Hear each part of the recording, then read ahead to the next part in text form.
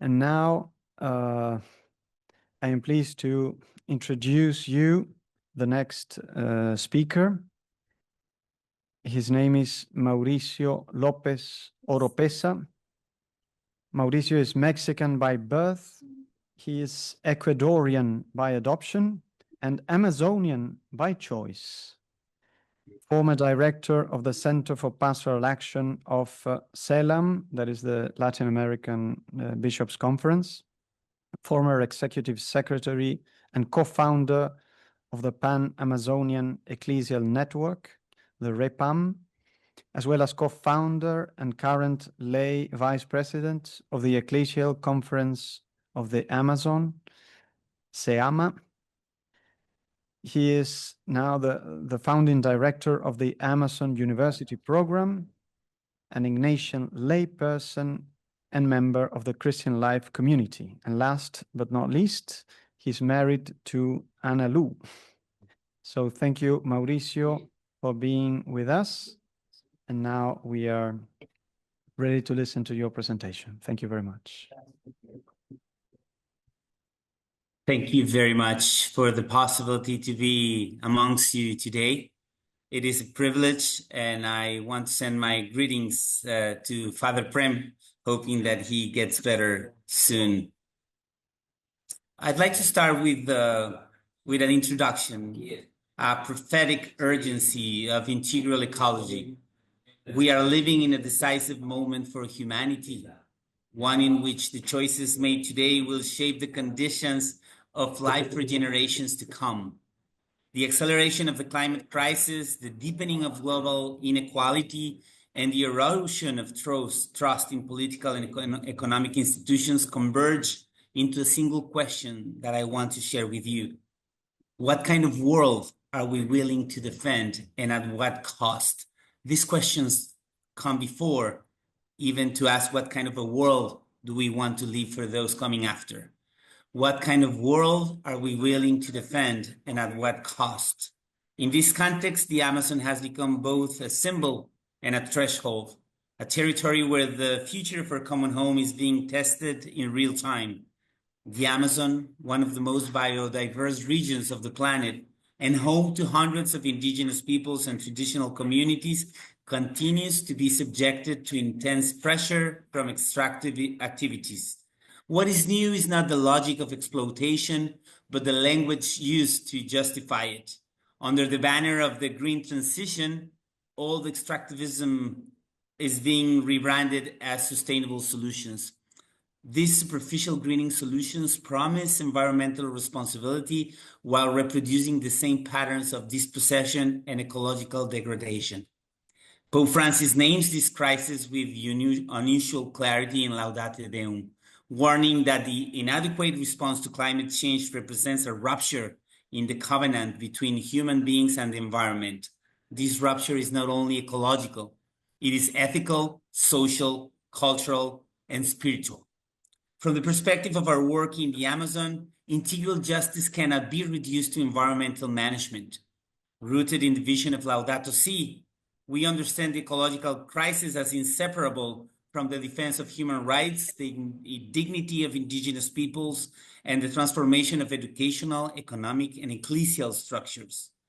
Drawing on the reports and lived experience from the Pan-Amazon Ecclesial Network and the Inter-American Commission on Human Rights with whom we have contributed, this reflection seeks to unmask the contradictions of greenwashing and green extractivism while calling the church, universities, and society to a response commensurate with the gravity of the moment.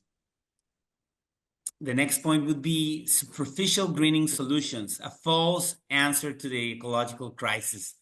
The dominant narrative of the global green transition promotes renewable energy, electric mobility, carbon markets, and technological innovation as the primary pathways out of the climate emergence.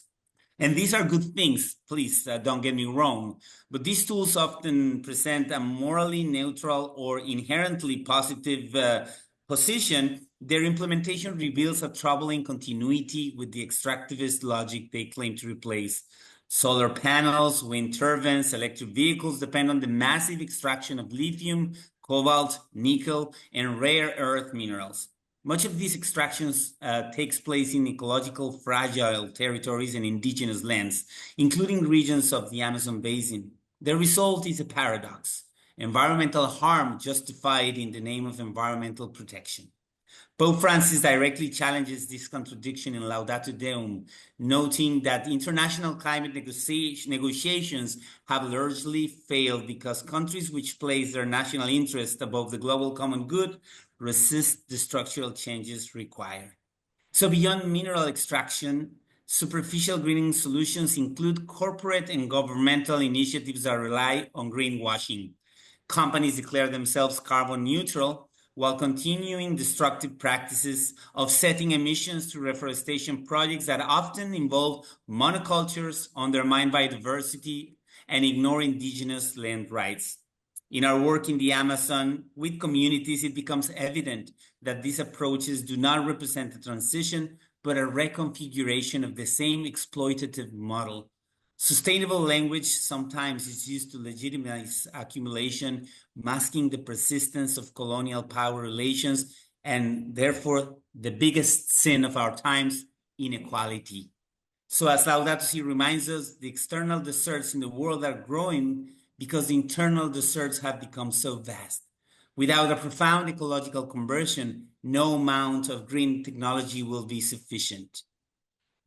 The Amazon, a sacred territory and a moral imperative. The Amazon is not merely an ecological asset or a strategic carbon sink. It is a sacred territory inhabited by peoples whose ways of life embody relational understandings of nature, community, and spirituality. As Pope Francis emphasized, the most vulnerable suffer the gravest consequences of the climate crisis. We have documented with painful clarity these realities, which detail systematic violations of indigenous rights, land disposition, and the absence of free, prior, and informed consent. The struggle of many people represents that. Promoting clean and renewable energy, many of the dams or other hydroelectrical initiatives threaten sacred sites, disrupt river systems, and undermine traditional ways of life. In response, our work in the Amazon seeks to strengthen territorial education programs that integrate indigenous knowledge systems, Catholic social teaching, and scientific research. This approach seeks not to protect ecosystems only, but to transform the epistemological frameworks that justify exploitation. The criminalization of land defenders continue to happen, and it has become an open wound, a continuous open wound in the Amazon. So integral ecology cannot be separated from the defense of human rights. Across the Amazon region, indigenous leaders and environmental defenders face intimidation, legal persecution, and assassination even. Laudate Deum states unequivocally, every act of cruelty toward any creature is contrary to human dignity. To tolerate the criminalization of land defenders is to accept a vision of development built on fear and death. And then some data, which I think is important to embrace: a global crisis, concrete data, and the limits of false hope. The broader global context reinforces the urgency of this call. The figures associated with the climate and social crisis speak with painful clarity. More than 800 million people suffer from hunger, while 1/3 of global food production is wasted.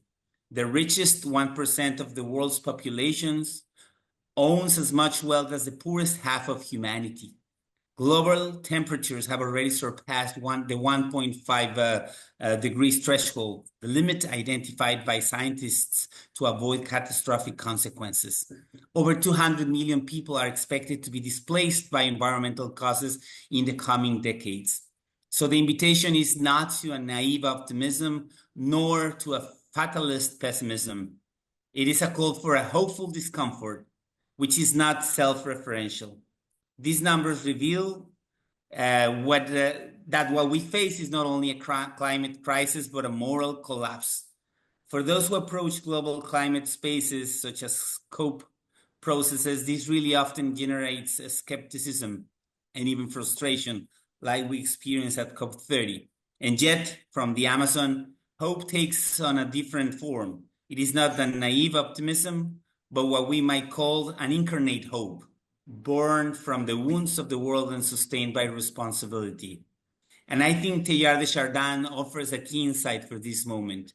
The more vast the world becomes, the more organic its internal connections, the more the perspectives of the incarnation will triumph. The Amazon, in this sense, is not a periphery.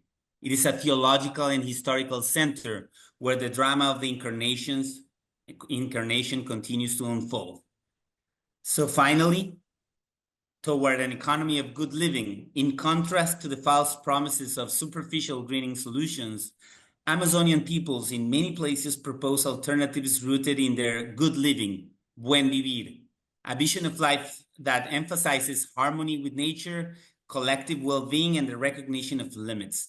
This perspective challenges the myth of infinite growth that underlies both conventional and green extractivism.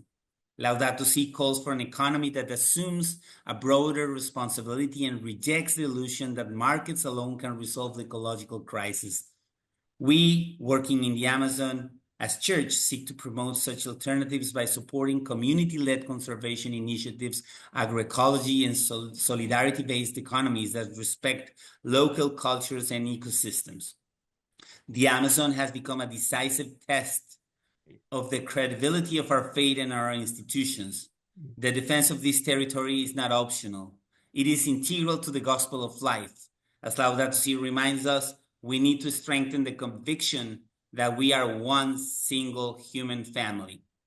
So the defense of the Amazon is the defense of life itself. And in this struggle, we are called to be both contemplatives and prophets, trusting that every act of justice, every seed planted in defense of creation, already participates in the promise of a renewed earth. Thank you very much. Thank you very much, Mauricio, for this presentation in which, you've pointed out many problems that you are facing currently in the Amazonian region, but I'm happy that you finished with a message of hope, also speaking about so many people that is doing something to overcome this difficult situation and trying to change, as you said, the epistemological framework with which we are supposed to face the problems.